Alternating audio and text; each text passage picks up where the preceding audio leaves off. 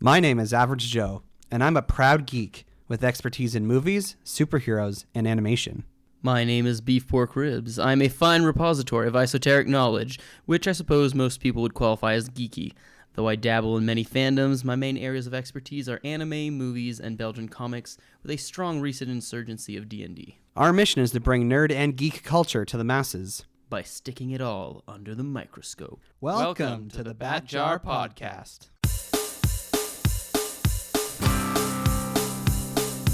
Movies, comics, graphic novels, TV, cartoons, animation, nerds are geeks, entertainment culture. Hear it on the Bat Jar, Nerdy Power. Nerds and geeks, come gather around the scene. Come and join us in the Bat Jar. Come and tune into Average Joe and his team. Lots of room here in the Bat Jar. When the newest nerdy news drops, these podcast pals put it under the scope. DC, Marvel, Disney, Star Wars, cinematic multiverses. Bat Jar, Nerdy Power. Hello there, and welcome to the Bat Jar Podcast, where we put nerd and geek culture under the microscope. And here we go with more James Bond. Exciting development. So, Beef Pork Ribs, as we spoke about last week, I have now moved. I'm in a new location. It's actually kind of funny. I'm recording out of what is essentially a pantry right now. And luckily, I don't have any kind of claustrophobia. This is a new environment for me. Walls all around, very intimate experience. The Bat Jar is right here with me among snow shovels and skis and a bottle of bleach. So, it's good company here. And, this is as I'm just moving into my new place, we're going to figure out where the best spot for recording is. Of course, especially as we continue to record online, I want to be somewhere with a good internet connection. So I do have a 25-foot long Ethernet cable, but, based on where the modem is in our house, there's only so many spots to go to. So if there's any major issues with my audio this week, I apologize. We'll try our best to remedy it in the future. But before Ribs, you can hear me, right? I can hear you loud and clear as any other day. So, yeah, I think we're good. And you're in the process of moving as well. How do you feel about the preparations? Is the packing going well? Actually, the packing is done as of 2 days ago. All of my stuff has been shipped out except for what I'm carrying in my luggage. So it's a lot of stress off of me now. I just need to worry about getting rid of my car and a few other closing things, but and seeing people in person, which has also been considerably more problematic than it should be because of the pandemic still going on. It's easier than it would have been, a month ago, but still not the easiest task in the world. So does that mean you're like living out of a suitcase right now? Well, that's I'm living out of a hockey bag and a suit bag, so no, it's not that dramatic. But it definitely is. I don't know. It's something I've done before. I mean, when we used to live together, I had almost nothing with me. I had, again, the same suit bag that I have now, which had all my clothes in it. I had a hockey bag, and I had a few boxes for the first like month and a half, but those got sent out. So I believe for the last 2-3 weeks that that we were living together, it was the same thing. I was just living on out of two bags.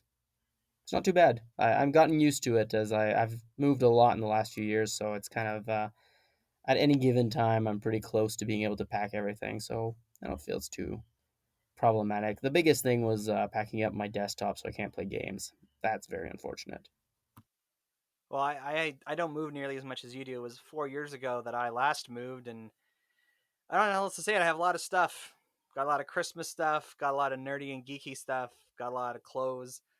And everything is now here at my new place, but I don't really know where everything is quite yet. Like I've started unpacking, of course, but there's all kinds of different things in different spots, and I can't remember exactly where I packed everything because I was just kind of like throwing things where they fit.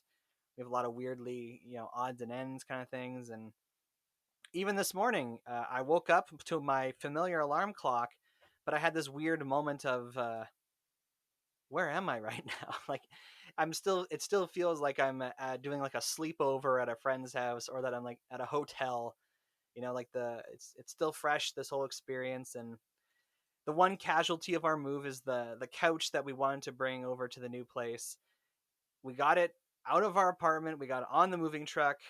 We got it here. We got it in the door of the new house, but the couch is too wide to fit through the opening, like the doorway into the room where we wanted to put it. And so we had to make the crucial decision to throw it to the curb. So, to the couch that my dad gave the name Horace. Horace, you did your job, but may you rest in peace. I mean, you can't ask for much more out of a couch. It's not its fault it did not fit through the door. It's the door's fault, clearly. So I look forward to sharing little updates from my move as we move forward through the coming weeks. And this week, Beef Pork Ribs, we are diving into the world of James Bond once again to talk about James Bond video games. And to be honest, we're not as well prepared for this episode. Myself in particular, with the moving this week, I did some research, but I didn't really take time to play any James Bond games. So this might be a little more casual than some of the episodes you guys are used to hearing from us, more off the cuff. So I suppose it still makes sense to do a secret origin segment for James Bond video games. So, Beef Pork Ribs, how are you first introduced to James Bond video games? I mean, like most people our age, it was GoldenEye for the N64. It was the one game that you loved to play everywhere. No, it wasn't the one game. There was James Bond, GoldenEye, and Super Smash Brothers that all my friends had, and we all enjoyed playing a lot. And yeah, that's honestly for a very long time the only one I had played. I remember playing, I believe it was The World Is Not Enough, or I believe it was either The World Is Not Enough or based on The World Is Not Enough, which was for the PlayStation.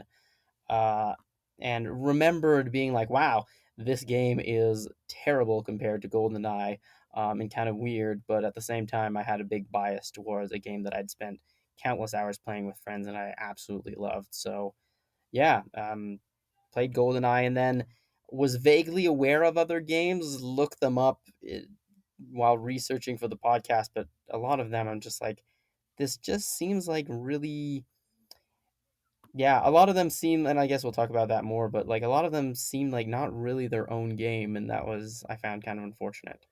And it's the same for me. GoldenEye 007 was the first James Bond video game I ever played. And I think I even said this during our ranking of the James Bond actors that most likely the GoldenEye video game was my introduction to James Bond as a franchise. I don't think I've actually seen the GoldenEye movie to this day. Like I've seen clips from it, and I of course know it exists, but I don't think I've ever actually seen the movie. So the GoldenEye video game is definitely my first introduction to James Bond video games and James Bond as a whole thing. I don't remember actually owning the game though. I think that's one point of distinction in my case. I do remember playing it, and I remember using the N64 controller to do it, but it wasn't a game I actually owned. It was one that like friends owned, and of course we're going to talk about it. But in that game, you could play with four people at once. They would split up the screen in four parts.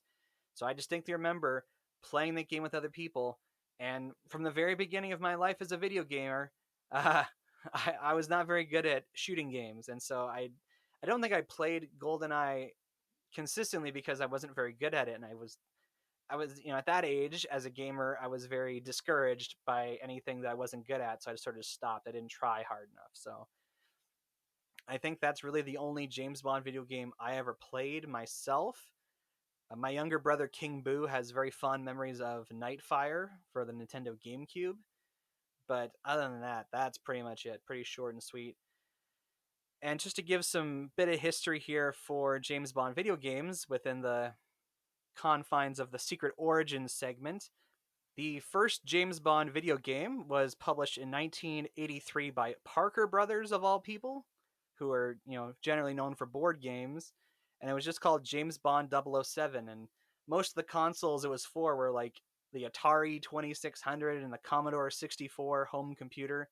It wasn't on like the Nintendo Entertainment System, which was like, and this was before the NES was in North America anyway. So it appears as though there were a lot of James Bond video games made throughout the 80s, but they were all for like these kind of niche consoles and niche computers that not everyone had access to. And so I think the only Nintendo game I saw in the list that was actually a James Bond game was an adaptation of the cartoon James Bond Jr., which kind of makes sense because Nintendo and the NES had a lot of games that were based on movies and TV shows. So in a sense, it kind of, and especially since James Bond Jr. was a show meant for kids, it kind of makes sense that it would get a Nintendo adaptation.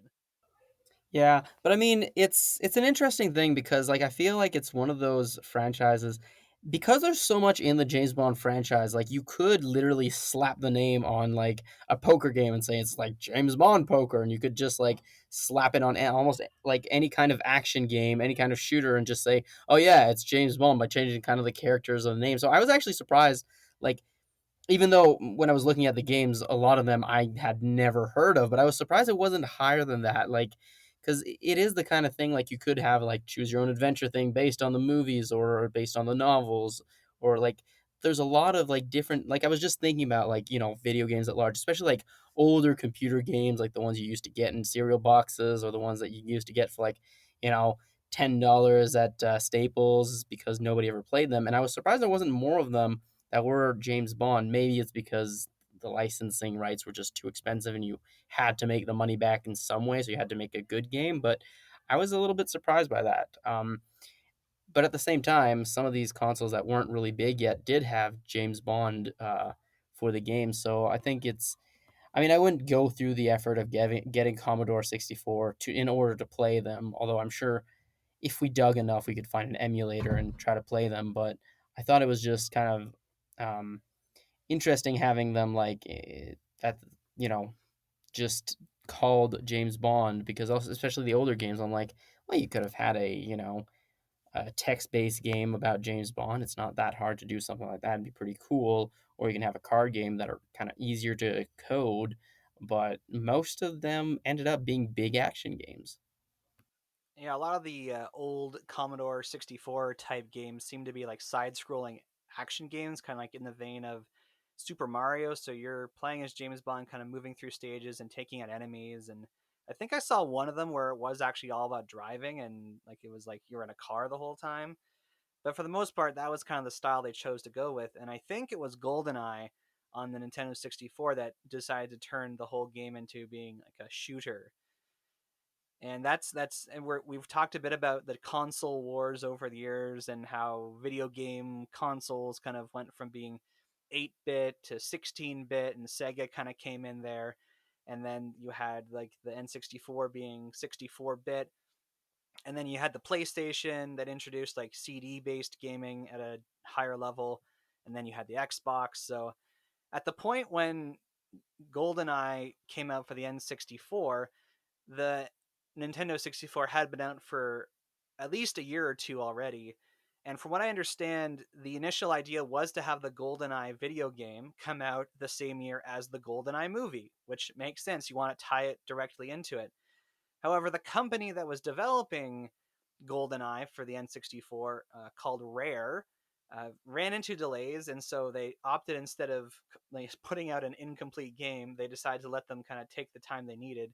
And so the GoldenEye video game wasn't released until 1997 by the time the next Bond film had already come out. And obviously, as we're going to mention, I think it was to everyone's benefit that the game came out later than the movie.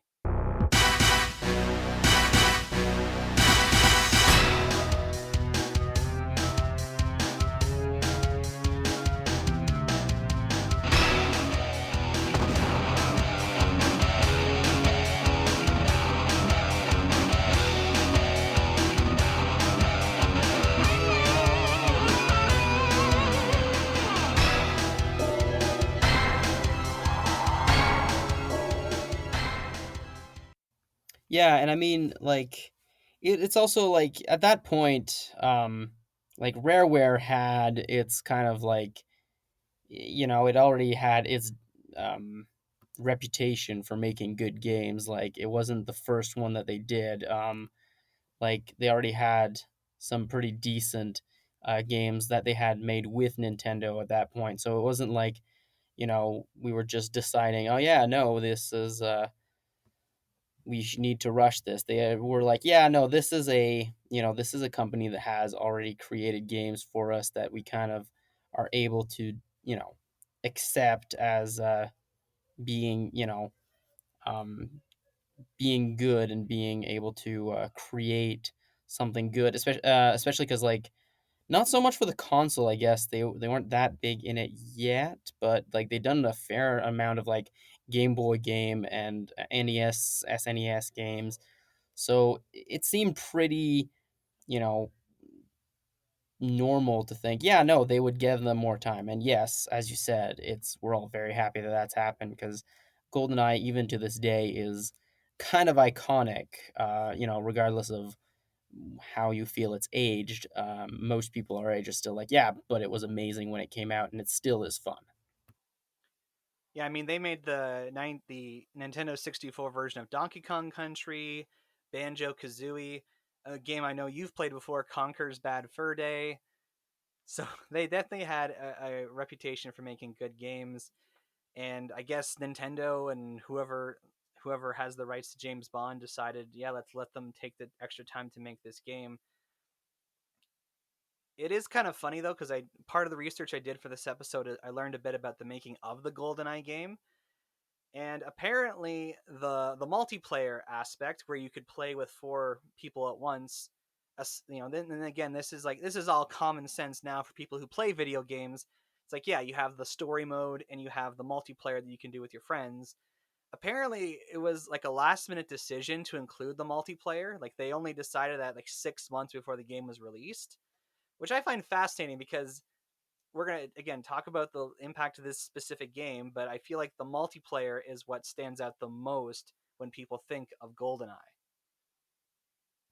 Yeah, for sure. I mean, especially when you like, I'm gonna say this, like, especially when you talk about how well it aged. A lot of people complain about the wonkiness of kind of how the campaign or the single player worked, but everybody still loved kind of the multiplayer aspect of it. Not just like partially because there weren't that many for that console, like shooters and good multiplayer, but also because mostly it was levels that people knew, and also because they added characters that you know they added playable characters who weren't from the movie GoldenEye and who weren't in the game, but that were just iconic James Bond villains or characters just because it was like, yeah, no, we might as well be able to add them in. And I think that also was something that was really big because you could play as Jaws, as Odd Job, as Baron Samedi, like a bunch of really weird but iconic Bond characters, even though none of them had anything to do with GoldenEye. So does that surprise you to find out that the multiplayer was kind of added in at the last second? Yes and no. Like it's a weird one because like a lot of the maps that are like the multiplayer maps are, I believe, all if not mostly maps that you find in the game. Like they weren't like I know there's a lot of games nowadays. It's like multiplayer maps will be different completely, right? And that's kind of the standard, just to have things for the multiplayer that are not the ones you use for the single player. Whereas this, it was a lot of the same maps, maybe a little bit modified so that they're smaller or more like compact, but generally speaking, it was like I was surprised when you said it, but then I started thinking about it. It's like, no, that makes sense, and like, um, it was also like putting the weapon profiles in was an interesting kind of like change because you didn't really pick your weapons in the single player game, and there are some weapons you barely ever used, and that they were all in the multiplayer. So yeah, that is kind of surprising, but boy, are we happy they did. So GoldenEye 007 on the N64, the people I was watching on YouTube talk about this, they made a point of saying that it didn't invent the first person shooter genre of video games, but it was definitely like a pioneer and an early leader in this movement or this genre of video games. And I have to admit, First person shooters, which is often abbreviated as FPS, is a version of genre of video games I have never been any good at. The whole idea of like just having the first person perspective and literally all you can see are your, basically what you would see if you're actually that character, and like only seeing like your hands in front of you. I have never been able to get used to that style of video game play. Like for me, I need to have the third person perspective where I can like I'm standing behind my character and see everything around them in order to like even understand how to play the game. And that just means that like I had a hard enough time with GoldenEye. Modern FPS games where you're not only navigating your side to side but you're up and down with different buttons on your controller, I completely suck at those games. So I don't know if B4 Gribs, did this experience of playing GoldenEye kind of make you more interested in the first person shooter genre, or did it kind of turn you off from it? So I also kind of suck at FPSs, and I never really enjoyed them that much. But I think something that I think does come from GoldenEye is that I've always liked the ones that have good multiplayers, and even like some games, even that Rare made later that had multiplayer pseudo first person shooters, like Conker's Bad Fur Day has a multiplayer version that has like a kind of FPS feel to it. And you were talking about the influence, even like the next big first person shooter that Rareware made, which was Perfect Dark. It just has so much influence from GoldenEye. So I do think that, yeah, there is a certain aspect of it that did make me want to play first person shooters more. But I also find it funny because I do know a lot of other James Bond games and other like spy games tend to go for the third person because you have kind of a more of a bird's eye view in third person. You get to see more details, and like I can see the pros and the cons. Like, when you're playing GoldenEye, you're playing as James Bond. You are the secret agent. You're on the mission, and it's kind of awesome and cool. But also, I do see how like spy games usually want to be more aware and be like know where you're going, sneaking around. For that type of game, it's just easier to be third person.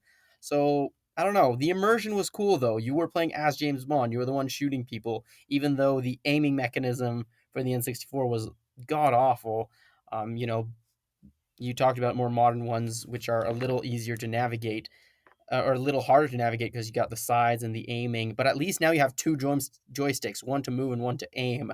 Whereas for the N64, if you wanted to go from moving to aiming, you had to like hold a different button, stop moving, then aim, and that was a huge mess.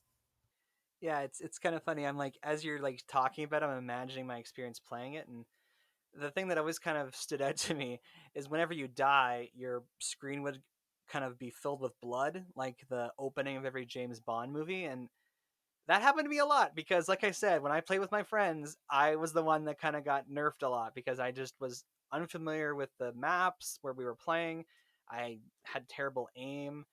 Uh, but even though I always lost, I still have like fond memories of playing that game, and it's the only James Bond game to ever reach the status in the video game world of like game of the year.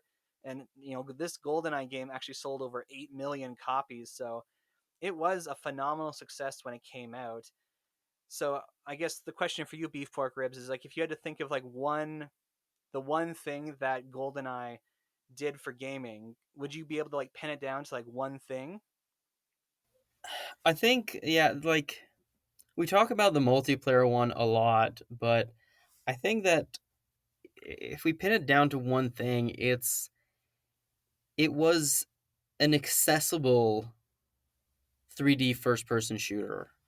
And because a lot of older first person shooters that existed that were 3D were either like a lot simpler to the point where there wasn't really a challenge, or I like complicated to the point where it was almost impossible to play. Or like, and I'm not talking strictly like first person shooters exclusively, but games that were in first person and that were kind of in a 3D environment. I think this was the first one that kind of balanced it well because, like, in the single player, there is an auto aim mechanism where, like, if you start firing near somebody, it auto corrects to, like, start firing towards the enemies instead. And, like, there were a few things that are helpful.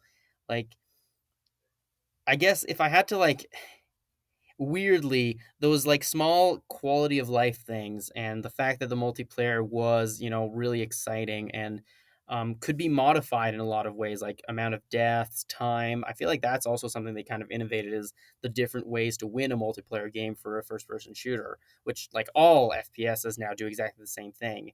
That was really big. Like I'd compare it, like there are certain simple mechanisms in game that kind of elevate them in a way. And I feel like it's, if anybody's like kind of familiar with Legend of Zelda, like Z targeting, instead of having to stop to aim all the time, you could just lock on to an enemy and then you were automatically aiming on him, but then not aiming on other enemies if there were some. And I feel like that's the thing.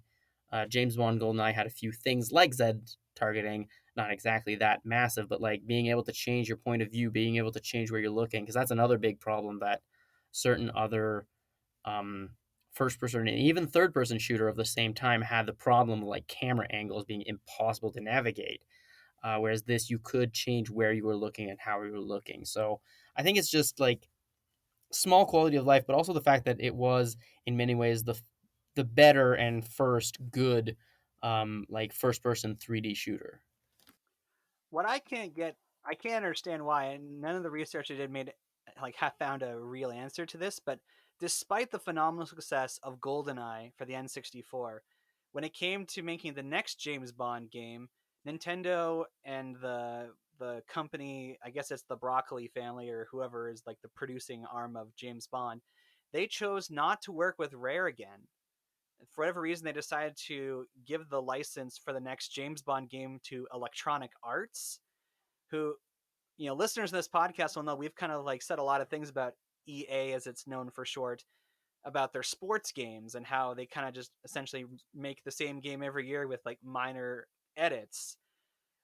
So I don't know, maybe it must have been a business thing. Like someone had the right friend in the right place, because even though GoldenEye was so successful, they kind of dumped Rare and they gave the license for James Bond to Electronic Arts. So in 1999, 2 years after GoldenEye would have come out as a game, they made a video game adaptation of Tomorrow Never Dies for the PlayStation. And they made the choice to make it a third person shooter. And what I'm reading here says it was received well critically, which means I guess video game critics thought it was a good game. But I would imagine it didn't do well with consumers, because people were probably expecting more of what was GoldenEye was, and it was a totally different game made by totally different people. And it seems that ever since then, James Bond video games never have reached that level of success again. So, before Gribbs, do you have any guesses as to why they would have stopped working with Rare? Yeah, I don't know. It's kind of odd because it isn't like, because I do know that Rare stopped working with Nintendo altogether because it was bought out by Microsoft to work on GameCube, Xbox games, but that hadn't happened yet.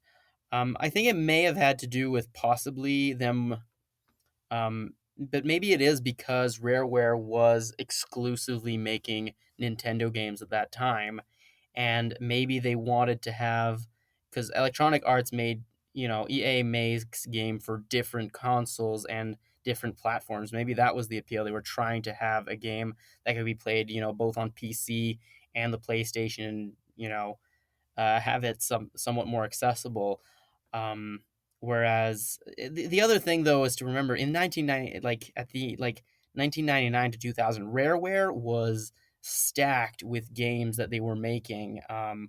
Like I'm just looking at, like they had between 1999 and 2000, they made one, two, three, four, five, six, seven, eight, nine different games between the Game Boy Color and the N64. That's a lot for 2 years for one studio to create. So it is also possible that they just were overloaded with other projects, or that um, you know, they were trying to make a game that would be for more than just one console. That would be my theory, because like again, Tomorrow Never Dies. Like I remember playing it. It wasn't terrible. They definitely put way more effort into the like single player than the multiplayer. I do remember that, which again, inherently third person shooters versus first person are a lot harder to balance for multiplayer because you could see people without them being in line of like without being able to shoot them without being them being in line of sight, which causes kind of problems for like reacting to seeing people. And maybe that's where the problem was, but it's also very possible that it was just rareware was being overloaded. And so it became more of a sneaking around, which, again, like I mentioned earlier, a lot of spy games tend to be third person because there's a lot more sneaking around and trying to be subtle. Um, and even just, I mean, source material. Inherently, there's more, like, from what I remember, a lot more gunfights and, like, open gunfights in GoldenEye, regardless of where it's happening, than Tomorrow Never Dies. Because Tomorrow Never Dies has is a very different environment. Because GoldenEye happened, in the thick of Soviet Russia, people were pulling guns everywhere, and it's like, and the beginning of it, which is playable in the game, like the opening mission was like very action oriented, whereas Tomorrow Never Dies is a lot more thrillerish. Like it's about a newspaper creating disasters in order to heighten their viewership. It's not quite the same thing as a nuclear device that causes EMPs that the Russians might be using against other people.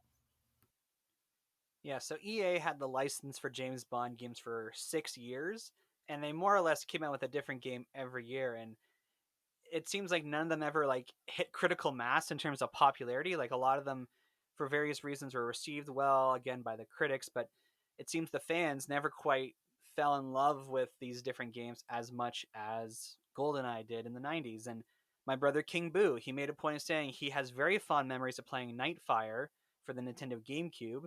I remember him playing that game. Like as soon as he mentioned it, I remembered the case. Like it was such a vivid memory. Some things I thought were interesting about this era, though, of James Bond games. Again, we kind of make fun of Electronic Arts for just keeping making, updating the same games, but it seems like they did some things cool. Like, for example, in 2004, they put out a game called Everything or Nothing, which was actually an original Bond story. It wasn't like based on any of the specific movies. And they actually got the voice cast of the Pierce Brosnan era actors like Judi Dench, Willem Dafoe, John Cleese, Pierce Brosnan to actually play the parts. So I can imagine like that would be really cool to like play a game where you're basically it's like a new movie because admittedly I find an obstacle with movie-based games is like you get to the cutscenes and you're like, okay, yeah, yeah, like I've already seen the movie, or and this is just like some really poorly rendered version of the moment from the movie. But with something like that, it is totally, unique, and I got to give them props for that. And the other thing I think they did cool is they made a version of From Russia with Love, and they actually brought in Sean Connery to reprise the role, like decades after the movie had come out. And video games is one of these areas where you can get an actor who is not able to play the part anymore physically, but still do the role in voiceover. And I think that was just, again, I'm not a huge From Russia with Love fan, but I can imagine that the fans or whoever was playing the game would have been delighted to have that experience of playing as the Sean Connery Bond. Yeah, I think it's one, like, in fairness to kind of video games, the James Bond video games at large, like you mentioned there is this problem with like video games based on movies or based on stories sometimes even that they do kind of have that problem where the cutscenes just are like a lesser version. I think it's one of the things that makes the Lego games really good is that they kind of ignore that by changing things or twisting it or making it, slightly more humoristic so that it's not exactly the same thing. Especially when the Lego people did not talk in any of the cutscenes. So it was just, they had to find a way to make it more expressive or funnier. But that being said, I think that it's worth mentioning here that, and to not overlook this, is that GoldenEye was more like GoldenEye was a more innovative first person shooter than a good James Bond game. Like that which made it extraordinary, made it the phenomenon, I don't think is the fact that it was a James Bond game. I think like most James Bond games kind of hit that middle ground where it's like they were good, but they weren't amazing, and people weren't that crazy about them because, you know, it was based on movies. It was a little niche, but, you know, on all of those things make for good games and interesting games, but not something amazing. Whereas GoldenEye just hit that sweet spot. It was, you know, the first really good game that was 3D and that was a first person shooter. And, like, you know, there's similar opinions that some people talk about, like Ocarina of Time, which is like renowned for being one of the greatest games ever made. And then people are like, yeah, but you know, it wasn't as good as we think it is if you look at it objectively, but it was an amazing kind of like staple. And it has such a great and iconic place because of what it did, because it was the first like really good 3D RPG, right? And that means that it has a particular place. And I think that's kind of the thing that happened with GoldenEye. It was the first of its kind to hit a certain level, and everything else was trying to imitate it, and that's why it's remembered more fondly. Not because it was like more James Bond than other James Bond games, but rather because of the quality of that game as a game, rather than the quality of it as an interpretation of the character or of the franchise. And I guess it ended up didn't like the for EA anyway. It didn't pan out for them. It says in 2006, after they released the Sean Connery game, they decided to abandon the Bond franchise and the license because they were making decisions to move away from movie franchise adaptations and focus more on their own intellectual properties, which is hilarious to think about because like 10 years later they were doing the Star Wars games again. So obviously they that decision didn't last forever. But then it then left them in a situation where the people who owned James Bond, they had to find someone to make a video game of it. And so they actually, you know, the next company to get the James Bond license was Activision, which is a video game company I'm aware of because they've done some Spider-Man games. But maybe before Gribs for our listeners is like, what are like the big games that Activision is known for? It has. I'm trying to remember the big one. I was trying to remember the big ones, but I mean, it did the Quake, Heavy Gear, as well as I do believe it has a fair amount of like other kind of adventure based games that are quite big. Like, for those who don't know what the Quake series is, Quake is also a first person shooter that is a bit more like sci-fi pirates, not pirates, but sci-fi monster-ish. They also did the castle took over the Castle Wolfenstein, which is also a third person shooter. Call of Duty, which is one of their really big ones. And weirdly enough, they took over a few other basic things. But yeah, they are also known for a number of, you know, well made first person or third person shooter, um, not campaigns, but franchises. I mean, they also did um, the Guitar Hero. I think it was either Rock Band or Guitar Hero. I can't remember. But yeah, they definitely have a lot of like first person shooters, and actually uh, recently Sekiro, which is a first person like sword fighting game. So it seemed like a good choice for kind of what was happening and who was available. I just wanted to test how much you knew about Activision.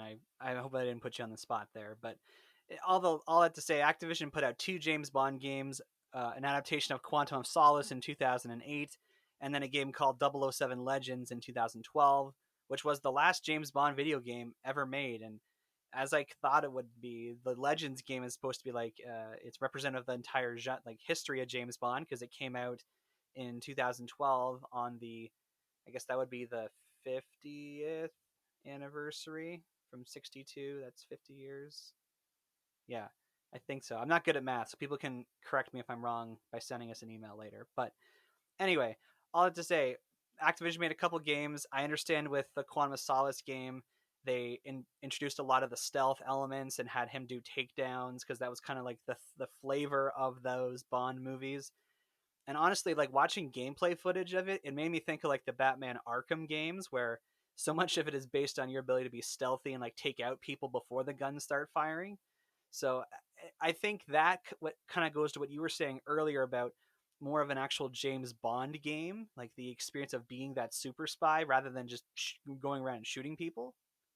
And again, I think that's why like GoldenEye, the movie, was a good one to make a kind of more fun and bombastic video game because like literally part of the conflict in the movie GoldenEye is that the new head of MI6 is like thinking that James Bond is a relic from the Cold War when people had to be more action oriented instead of being like stealthy and like smart about things. Like that's one of the major plot points of that movie, and even of all the Pierce Brosnan movies, is that like he's trying to prove that traditional spies who are more action oriented and who are capable of getting results still have a place in like the digital age. Whereas these, and again, like you do see that a little bit with like the rest of the modern era James Bond movies, is that there is a lot more like kind of stealth killing or like assassination, but also like that type of video game has become a lot more popular rather than kind of bombastic all out shooters. Like that used to be super popular, but now it's kind of diminished in popularity, which is why like games like Quake and Doom are not necessarily doing as well, except with their big fan base. But then outside of that, they don't have the same mainstream appeal as like a spy or army game. Yeah, in the midst of this Activision era, the Nintendo Wii came out, and they got someone to make a remake of GoldenEye for the Nintendo Wii. And this is kind of a trend we've seen in the last 10, 20 years, kind of like you've spoken about this before, this attachment to nostalgia and bringing things back that were popular at some point in the past.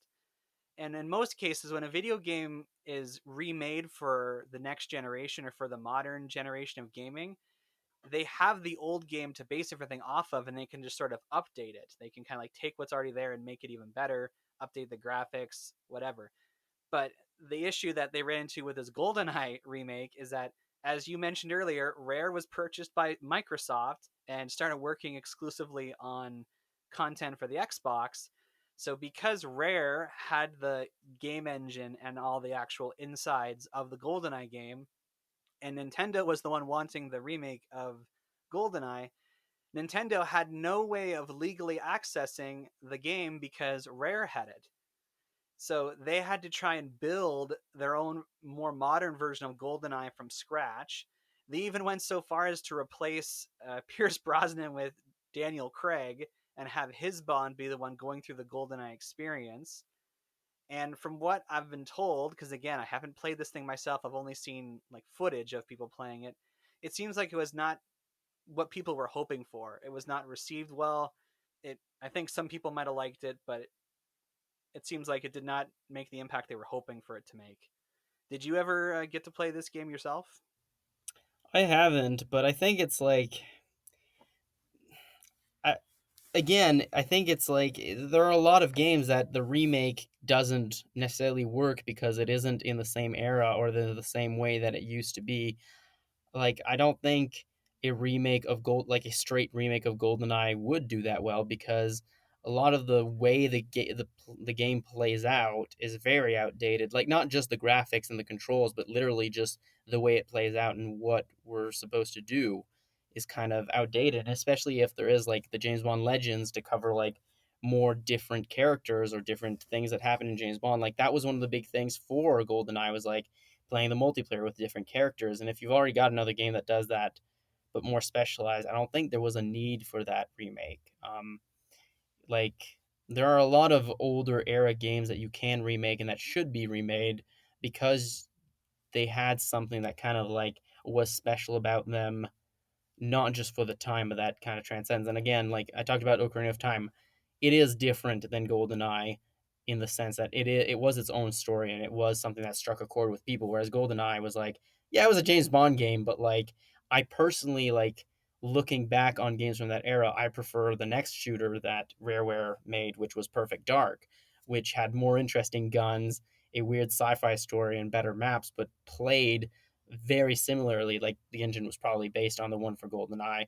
And if they made a remake of that one, I would much prefer playing that, which they actually did for the Xbox. Never played it because I don't have an Xbox, but like that to me would be more interesting than trying to redo again a game which was a really great game at the time, but that doesn't really have like its greatness was in almost no way attached to the property. So you didn't have to just hold the property; you could have just remade a game of that type. Yeah, it's funny. And there's actually been a couple different fan remakes of GoldenEye as well. One called GoldenEye Source, and another one called GoldenEye 25, which is in development right now. Apparently, it's just fascinating to see how much attachment people seem to have to that GoldenEye game. Yeah, and like I do know a fair amount of people like made.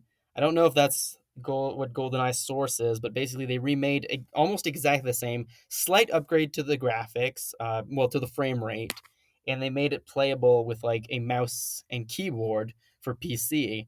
And that just made the game way better and kind of had a resurge in popularity. It's exactly the same game with yeah. I think the only difference is the controls and a slight upgrade on the graphics, but people love that one because it is the same game, just more accessible and better, more playable. Whereas, like, if you do a whole remake, you always have to add more things. And to be honest, it's not like adding better graphics to very limited missions would make that much of a difference. But at the same time, you can't expand the missions that much because, well, it's a finite story based on a movie. It's really hard to kind of expand or make it new or better, which is something that you kind of have to do when you make a video game is change something about it.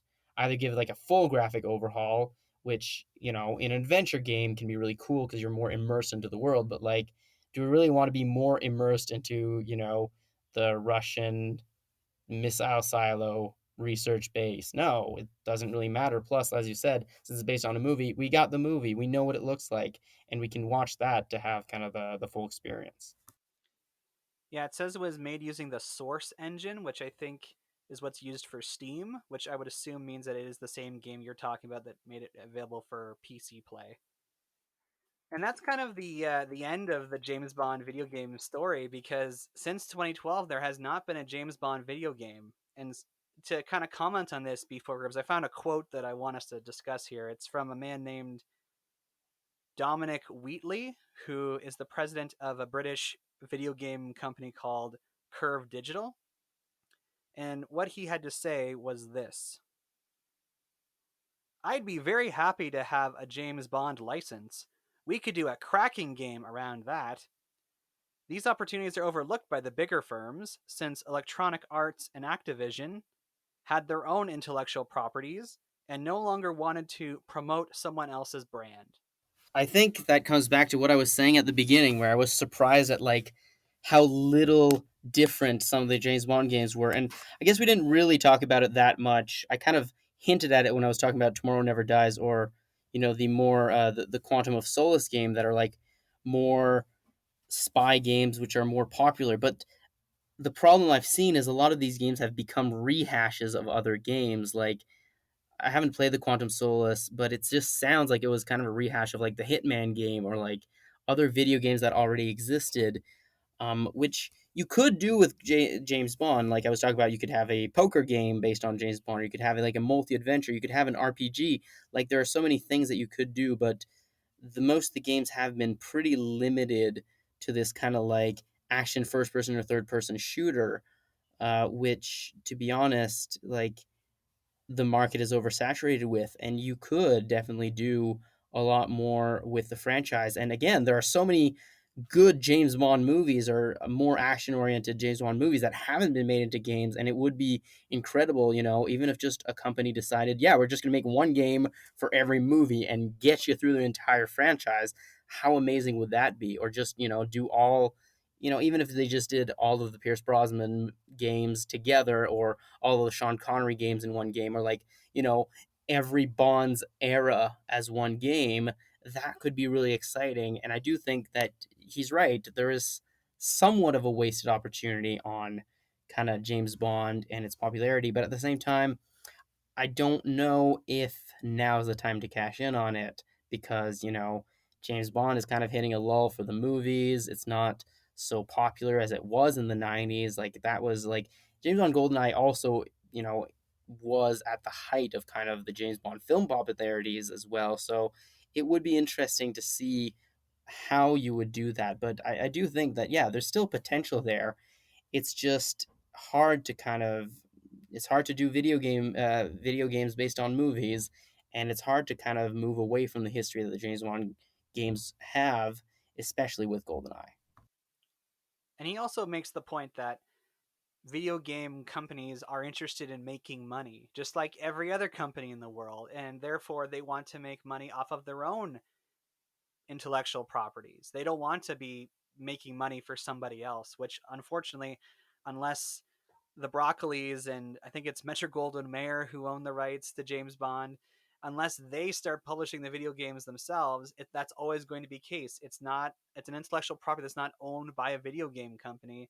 So there's always going to be somebody else making money. And he makes the case that both EA and Activision kind of stopped because it wasn't worth their money anymore to be making money for somebody else, which fair enough. Maybe that's the decision they came to, but I don't know. I think you're right. I think the potential for James Bond games has kind of fallen to the wayside. Is that now there are so many video games that are either spy games or action games or shooting games that it's like, well, instead of playing like a James Bond game that's kind of like Uncharted but also kind of like Call of Duty at times, maybe it is better to just like leave James Bond in the movies.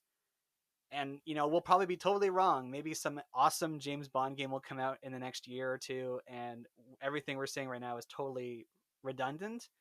But from where we're standing right now, because I am standing right now, by the way, I'm recording, I'm standing up. From where I'm standing, it doesn't seem like there's a future for the James Bond game franchise. And I think maybe as a final remark, maybe that is why Rareware wasn't taken up with the game again, because again, if you look at the games that they did make, they were a lot of their kind of like iconic games that they made after GoldenEye, like the Banjo Kazooie, Conker's Bad Fur Day, and even the one I talked about, Perfect Dark. That was their first person shooter. They made it up, and it was, they kept the rights when they moved to working for Microsoft, and it's just as good a game. If well, I honestly think it's better, and I feel like a lot of people like didn't necessarily play it because James Bond GoldenEye has such a big recognition. But I challenge people who haven't played Perfect Dark and who've played GoldenEye to play them again, both of them, and realize that yeah, there probably was something better in the making their own intellectual property and making their own game rather than trying to ride off the success of a name. So there you go. That's been our conversation about the James Bond video game franchise. Send us an email. Let us know what you think, because once again, we have no mail. If you want to reach the show, you can send us an email at batjarpodcast@gmail.com. or you can tweet us at The Bat Cookie Jar. You can find the Bat Jar Podcast wherever you listen to podcasts, including YouTube, because we got a channel. Share our posts on Facebook, write reviews, give our shows a rating. This will help all people join us inside the Bat Jar, and we appreciate it dearly. So now it's time to go inside the Bat Jar to find out what we're going to be talking about next week. If you pull out something related to like James Bond cosplays or something like that, I'm going to be really confused, but also might laugh. Okay, this is interesting. It's the Wolverine movies. Wait, like this specific, like like X-Men Origin Wolverine and the Wolverine, and maybe Logan, or Wolverine in movies? I think this is the Wolverine movies, so like I'm gonna call it. I know it's not this, but the Wolverine trilogy of X-Men Origins Wolverine, the Wolverine, and Logan. Wow, I don't know why you'd call that a trilogy. Only one of those movies. Oh, I'll reserve my opinion for next week, but I do have opinions on that. Definitely. It's a hot topic for sure. Well, I'm already excited for it. Good old Canadian character Wolverine and his movies of varying qualities. So come back to the Batshar podcast next week when we talk about the Wolverine movies. And until that time, I'm Average Joe. I'm Beef Pork Ribs. Catch you on the flip side. Slappers only, play Odd Job.